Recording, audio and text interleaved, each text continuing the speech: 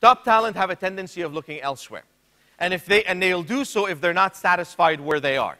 They will do so if they find that the company they're with is not providing that. So we know that one of the reasons that we do learning and development within the organization, within companies, is to retain the best of the best. We don't want that eye wandering anywhere else. We also want to attract better employees. If we're being asked a question in the interview process, you can only imagine what they were thinking while they're working on your premises. When they're wondering, why aren't they investing in me? Why aren't I going to career advancement programs? I'm looking to become a better communicator, a better presenter, whatever it may be. And that's what they're going to start looking for. So if we're going to attract the best of the best, not just retain them, we have to have that as part of our fabric. It's part of our process. Not a one-off, not we once ran a training program 3 years ago, we didn't kind of get the results. No, it has to be part of an ongoing process. And again, to see those kind of descriptions from companies like Microsoft yesterday, to hear about it from BAE today, and the idea is that there's an investment being made in those people. We're looking for improved efficiencies. And we'll talk about some of the numbers in a moment. What does it look like to get people trained and improve that efficiency, to get them doing better than they were before? And ultimately, we want better business results. You're looking at your bottom line. In HR particularly, and we work often, our contact or the conduit to a company is HR professionals. And very often, you're faced with a very large challenge. Is you're asked to justify where the business results are. We come up with great training and development programs. There's a distinct desire on your part. You want to help your people. You want to grow. Your function is a people function. Not finance. You're not numbers people. That's part of it sometimes. But the bottom line for you, it's about caring about people. That's where you're at. And you're asked by finance or higher up and CEOs and managing directors, justify this for me. Why are we spending $500,000? Why are we spending $2 million on training? What are we getting as a bottom line? Business results. And that's where the responsibility starts to fall back on those functions to be armed with that ability to say, here's how we're going to do it. Here's why we need to do that. Now, I want to share this with you, and we'll talk about recruitment and retention in a moment and tie this all together. But this is the top 10 reasons from a recent study in the United States why people in general leave work. The number one reason, inadequate compensation. 57% of people in exit interviews cited inadequate compensation as the number one purpose they are leaving their job. Now, compensation is the full package. Their travel, their pay, their bonuses, their salaries, their training and development, career advancement, the career investment that you're making in them. That's what they cite as the number one reason. Another reason, inadequate opportunities for career advancements. They feel stuck. Excuse me. They're doing the same thing over and over again. They're not moving forward. Insufficient recognition or appreciation. A lot of the companies that we deal with use certain leadership exercises and programs as a recognition process. Say, job well done, here's what we'd like to do. We're going to send you to this leadership program.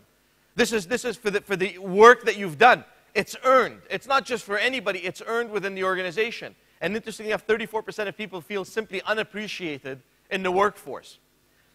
Boredom, 20% are simply bored. I'm not sure you can change that. If they're bored at what they do, maybe they haven't been engaged. We'll talk about managers in a few moments. But there's an issue there. In the last 2 sessions that I attended, we seem to pick on line managers extensively as to be the core problem with why we're not retaining people, why the message is not coming across, and we'll touch on that in a moment. Another one I'll put up is inadequate benefits, and this is another area there. So when you factor in between the inadequate benefits and compensation and recognition, there's a distinct desire for people to get more out of a company. I'm not saying financially. They want to get more from that career path. We spend 40 or 45 years in the workforce. Long gone are the days that we spend it at one company. I don't think anybody in this room has been with a company for 20, 30, or 40 years. Maybe a handful. It doesn't happen anymore. But we spend 40 years of our life in the workforce. And out of those 40 years, we're looking for very simple things. We want to be excited. We want to be motivated. We want to be looked after. We want to feel that throughout the years, we've made advancements in our careers, that we've done better for ourselves than the people that we work with. And this is clearly showing in the list that's up there. There's a number of other reasons, opportunities for professional advancements, job security, undesirable commute, and so on. These are a variety of things that not as impactful, but nonetheless there. There was a recent study done in, an article that showed up in the National on May 15th, just a couple of weeks ago. And it was an article talking about CEOs in the GCC. And they had talked to CEOs in the GCC with regards to what they thought of their management levels, their line managers. Almost in every case, CEOs clearly stated that they did not get what they anticipated.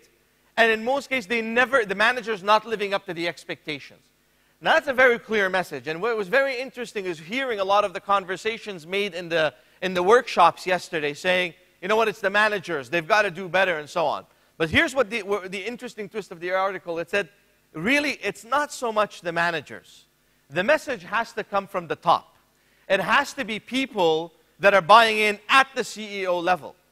And that's where the disconnect starts to occur.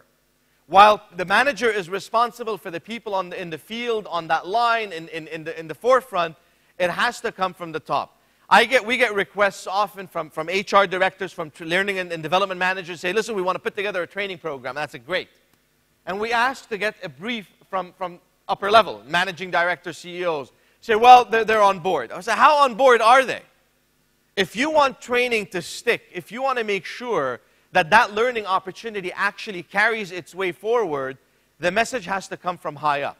There has to be a convincing notion that training makes sense for an organization. Tough times or good times, it's not going to matter, but it has to be there. It has to be aligned with corporate goals. The idea that you've been at someone, you heard about a good training program, hey, let's run it, that's fine. It's a first step, but if it's not aligned with your corporate goals, with your values, there's again going to be a major disconnect and a fallout from the employees that you're trying to train. It must respond to the existing needs and gaps. And if you haven't measured those gaps, I would urge you to do so. That's where you want to make sure your employees are on board also. That you're justifying why you're doing this for them. You're justifying the purpose behind this. And it's not because you feel that they don't have the abilities, but rather it's an upskill. You're helping them become better at what they do for a living. Follow-up. I cannot bring this often enough. A one-off program or simply delivering training and walking away will not have an impact. It will not be felt throughout the years. That behavior modification has not occurred simply because you've delivered one training program. One of the things that we push forward on people is make sure that the follow-up process is there. That there's a system in place within 2 weeks, 30 days, 60 and 90 days to follow up to make sure that it becomes part of that process. It becomes part of their lives.